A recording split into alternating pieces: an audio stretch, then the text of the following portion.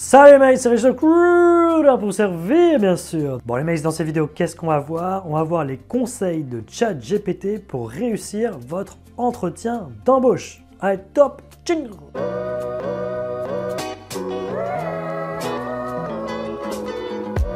On s'abonne et on active la petite cloche bien sûr. Donc les mates, ChatGPT nous donne 6 conseils pour réussir votre entretien d'embauche. Restez bien jusqu'à la fin de cette vidéo parce que je vais vous donner 2 conseils bonus qui ne figurent pas dans cette liste et qui, pour moi, sont vraiment les plus importants. Premier conseil de ChatGPT, faites des recherches sur l'entreprise et sur le poste. Ça semble évident, mais vous devez connaître les produits d'entreprise, les différents marchés sur lesquels ils se positionnent, les différentes zones géographiques. Vous voyez, vous devez avoir une sorte de vision globale de l'entreprise pour savoir ce qu'elle fait, tout simplement. Deuxième conseil, préparez des réponses à des questions courantes. Et les questions en entretien qui sont tout le temps les mêmes, c'est parlez-moi de vous, présentez-vous, qui êtes-vous, qu'est-ce que vous savez faire. Ouais, il y a des choses qui peuvent se préparer un minimum en amont. Troisième conseil, préparez des exemples concrets pour savoir expliquer concrètement ce que vous avez déjà fait, ce que vous avez développé en termes de compétences. Et surtout, le fait d'avoir des exemples précis, ça va éviter d'être vague. Vous savez, en entretien, il faut bannir le « on a fait ci, on a fait ça ». Le « on », ça ne veut rien dire en fait. On ne sait pas ce qu'il y a derrière, on ne sait pas ce que vous avez fait, on ne sait pas quelle équipe il y avait, comment c'était organisé, etc. Donc, il faut être concret. Et quand vous amenez un exemple, il faut repenser à la méthode de l'entonnoir, partir du plus générique, plus général, pour après rentrer dans du détail. Il faut d'abord décrire le contexte. Quatrième conseil, pensez à préparer des questions. Vous savez, les questions prouvent votre motivation. Si vous n'avez pas préparé de questions, ou si vous n'en avez pas tout simplement pendant l'entretien, donc tout l'entretien se déroule, arrive la fin de l'entretien, la personne, le recruteur vous demande est-ce que vous avez des questions? Là vous dites non. Si vous en avez posé 0 pendant l'entretien et qu'à la fin on vous demande si vous avez des questions et que vous n'en avez toujours pas, croyez-moi qu'en tant que recruteur, on se dit il y a quelque chose qui ne va pas, la personne n'est pas intéressée, il y a un loup quelque part. Donc au moins, le fait de les avoir rédigés, vous êtes sûr de ne pas les oublier. Ok, aussi, ça c'est aussi un autre élément, c'est qu'avec le stress de l'entretien, il y a des choses qu'on a tendance à oublier. Et on sort de l'entretien, on se dit « Ah mince, j'ai oublié de poser telle question ». Au moins, on est sûr de ne pas l'oublier. Cinquième question, soyez à l'heure et habillé de manière professionnelle. Ça pareil, ça semble évident. Alors soyez à l'heure, je vais même mettre un petit bémol, soyez en avance, ok? Être à l'heure, si vous arrivez, à chaque fois l'exemple que je donne c'est, vous avez un entretien dans une grande tour à la Défense, ok, à l'accueil, si vous arrivez à l'heure de pointe, ça peut être blindé, donc il y a de l'attente. Après, une fois que c'est votre tour, il faut vous enregistrer, donc pièce d'identité, il faut faire votre badge, il faut que la personne appelle la personne à qui vous avez rendez-vous. Il faut que la personne réponde, si elle ne répond pas, il faut qu'elle rappelle, etc. Il faut qu'elle descende, il faut que vous remontiez dans les étages. Et tout ça, croyez-moi, ça peut prendre du temps.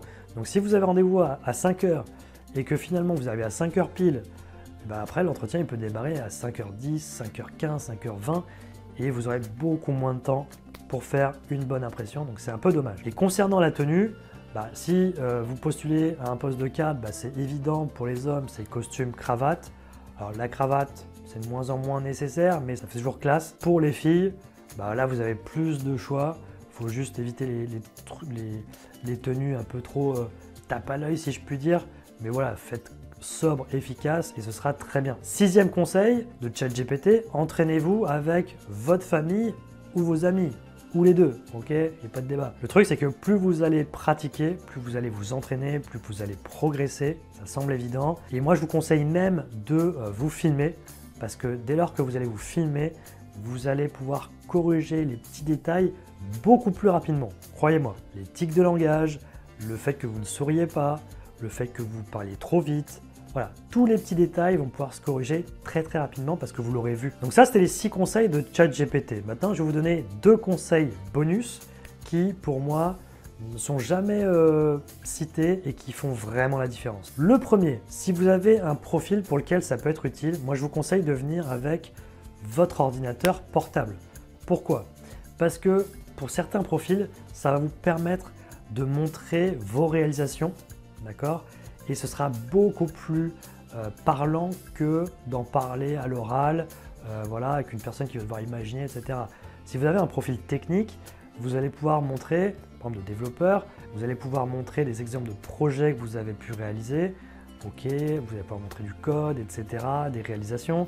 Si vous avez un profil un peu artistique dans le design, etc., pareil, vous allez pouvoir montrer vos réalisations. Vous voyez, dès qu'il y a quelque chose que vous pouvez montrer et que ce sera beaucoup plus parlant, mais sortez votre ordinateur portable, votre tablette, peu importe, mais voilà, montrez vos réalisations. Et deuxième conseil bonus, ce que je voulais vraiment vous dire et insister sur ce point, c'est que la forme est aussi importante que le fond. C'est-à-dire que tous les conseils donnés par ChatGPT sont sur le fond, d'accord? Votre discours, ce que vous allez dire, etc.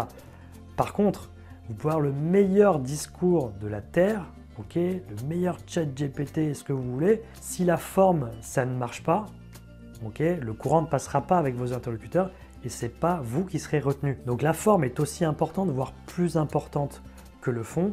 Donc travaillez bien votre gestuelle, votre posture, le sourire, les blancs, l'intonation, le débit de parole. Voilà, tout ça c'est très important.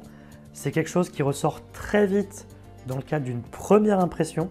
Okay, dès que la personne va venir vous chercher à l'accueil, qu'elle va vous serrer la main ou pas, hein, en ce moment avec le Covid on ne sait pas, mais voilà, dès le premier contact, dès la première impression, il y a une première impression qui se fait et c'est à partir de tout ça, okay, c'est à partir de l'enveloppe, c'est pas à partir de vos mots.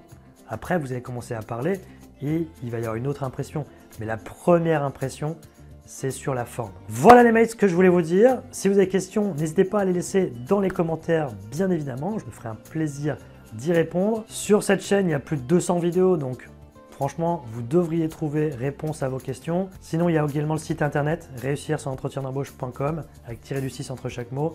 Vous aurez encore plus de conseils. Et moi, je vous dis à très vite pour une prochaine vidéo. Allez, ciao!